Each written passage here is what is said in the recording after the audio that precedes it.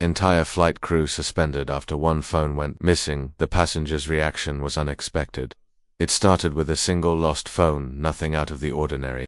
But when a black passenger accused the crew of brushing off his complaint, everything spiraled out of control. Within hours, the airline made a shocking decision. Every single flight attendant was suspended pending investigation. But just when the world was pointing fingers, the missing phone was found in the last place anyone expected, and what the passenger said next turned the entire story on its head. Before we dive in, please support us by subscribe, like and share for more with activating the notification bell. Thank you. Marcus Bell was tired. The kind of tired that settles in your bones after months of back-to-back meetings, time zone jumps, and endless small talk with executives in suits. As a lead software engineer and a keynote speaker at a major tech conference in Dubai, Marcus had made headlines with his speech on data ethics. But now, all he wanted was to go home. Flight 761 from Dubai to New York was packed. Marcus boarded early, tucked his carry-on under the seat, and slid his brand new iPhone 15 Pro into the seat pocket. He double-checked his charger, snapped on his noise-canceling headphones, and closed his eyes. 6 hours into the flight, somewhere above the Atlantic, Marcus woke up groggy. The cabin lights were dimmed. He reached for his phone, but it was gone. At first he thought it had fallen. He searched beneath his seat, and the one behind. His seatmates, curious and helpful, joined the effort. They all looked under cushions, between panels, even behind the tray table. Still nothing. Trying not to panic, Marcus pressed the call button. A young flight attendant named Sarah came over. Her smile was polite but mechanical. "Hi, I think my phone is missing," he said calmly. "I had it in the seat pocket. It's not here anymore." Sarah gave a casual nod. "Maybe it slid somewhere. Phones do that. We'll make an announcement later. But I've already looked everywhere. This isn't a regular loss. I think someone may have taken it." Sarah's face stiffened slightly. "Sir, I understand, but we can't accuse anyone without evidence." "I'm not accusing, I'm asking for help," Marcus said, now slightly more insistent. "Sir, please, stay calm. We'll address this once the meal service is completed." Her tone was dismissive. The implication was clear: don't cause a scene. Marcus sat back, his fists clenched. He looked around and saw glances, not sympathetic ones, curious, maybe even judgmental.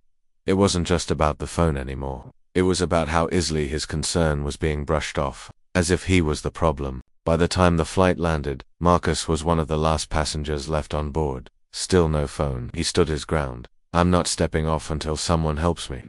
This phone has my work, my IDs, everything." Security was eventually called. As they spoke with Marcus on the jet bridge, another passenger discreetly filmed the exchange. His voice was calm, but his words cut deep. If this had been a white businessman in first class, this whole plane would have been turned upside down. "But I guess I'm just another guy you can ignore." And just like that, the internet caught fire. Marcus returned home to Brooklyn with no phone, but by the time he walked into his apartment, his story was everywhere. A 90-second video of the jet bridge confrontation had racked up over 4 million views in just 10 hours. It wasn't just the words he said, it was his calm, controlled pain, the kind of pain people recognized all too well. The clip ignited a global conversation. Hashtags like #HearHimOut, #Flight761Fail, and #NotJustAPH1 were trending across platforms. People from all walks of life chimed in, sharing personal stories, posting their own videos, demanding that airlines take passengers seriously, regardless of race, class, or status. News outlets were all over the story. Tech exec's phone goes missing. Airline faces racial discrimination accusations. MSNBC, CNN, BBC, even Al Jazeera picked it up. Then came the airline's official statement. Due to the serious nature of the incident, and in the interest of maintaining passenger trust, the full flight crew from Flight 761 has been temporarily suspended, pending a thorough investigation. Boom. No one expected that. It was unprecedented. Suspending an entire cabin crew over a phone. Some said it was overkill. Others said it was long overdue. It sparked fierce debates in aviation circles and beyond. Social commentators weighed in. "This isn't about one phone, it's about whose voice gets heard," said Dr. Alicia Monroe, a sociologist. Marcus didn't yell. He didn't threaten. He asked for help and was ignored. Meanwhile, Marcus stayed quiet. His lawyer told him to wait. But privately, Marcus felt torn. He hadn't asked for anyone to be suspended.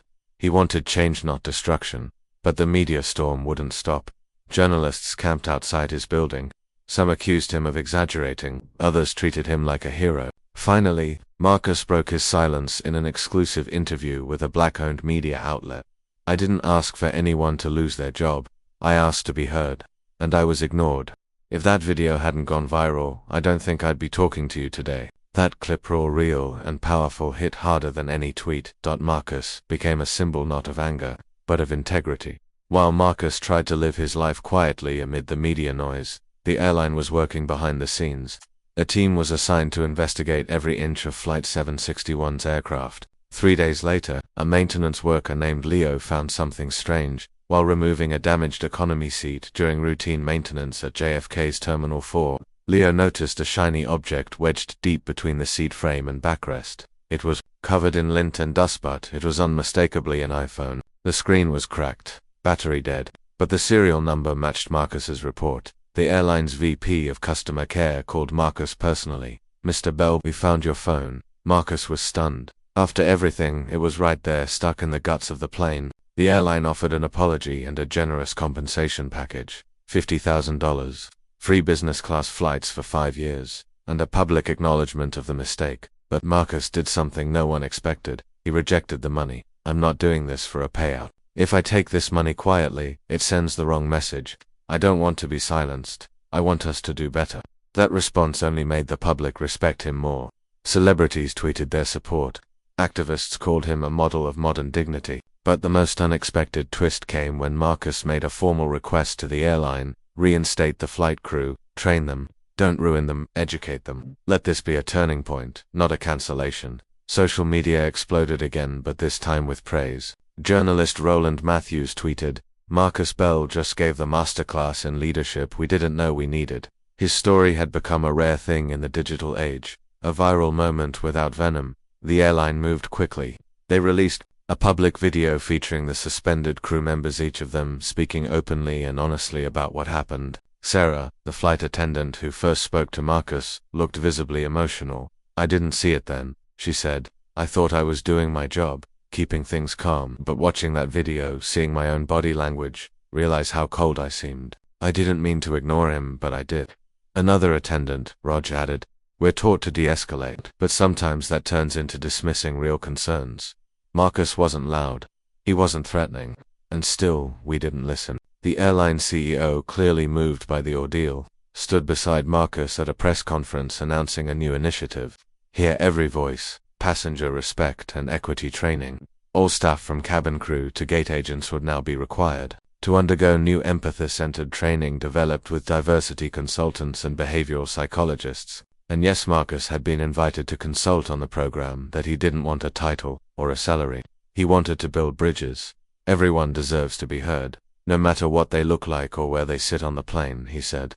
The airline also partnered with several non-profits to support fair travel practices and racial equity in aviation. Marcus had gone from an ignored passenger to an agent of global change. 6 months later, Marcus was once again boarding a plane, this time not for business or vacation, but as a keynote speaker at the Global Aviation Human Dignity Summit in London. He wore a navy blazer, no tie, and held only a tablet in his hand. His new phone was back home in a drawer. As he stepped into the business class cabin, a familiar voice called out, "Mr. Bell." It was Sarah. She looked both nervous and hopeful. "I saw your name on the manifest," she said. "I wasn't sure if you'd remember me." Marcus smiled. "How could I forget?" They chatted briefly. She told him how she had gone through the training, how it changed not just her job but how she treated people in her personal life. She thanked him for showing mercy instead of seeking vengeance. When the flight landed in London, Marcus stood at the door shaking hands with the crew. Before stepping out, he turned back and said, "We all get moments that define us. Thank you for choosing to grow." A passenger behind him snapped a photo of Marcus and Sarah, smiling in front of the jet bridge, side by side. He posted it with the caption, "Grace beats outrage. Every time." It went viral once more, but this time for a different reason. It wasn't just about the past. It was about hope, about the possibility of redemption. Weeks later, Marcus's book, Lost and Found at 30,000 Feet, was released. It told not just his story, but the stories of others who had been silenced, dismissed, or stereotyped, and how small acts of courage and compassion can rewrite the narrative. His TED Talk, "When Listening Can Save a Life," became one of the most viewed videos of the year. And in aviation circles, the term Marcus moment was coined referring to instances where empathy changes everything. What began as a missing phone became a movement, a reminder that dignity can't be bought, and that sometimes the most unexpected reactions spark the most powerful change.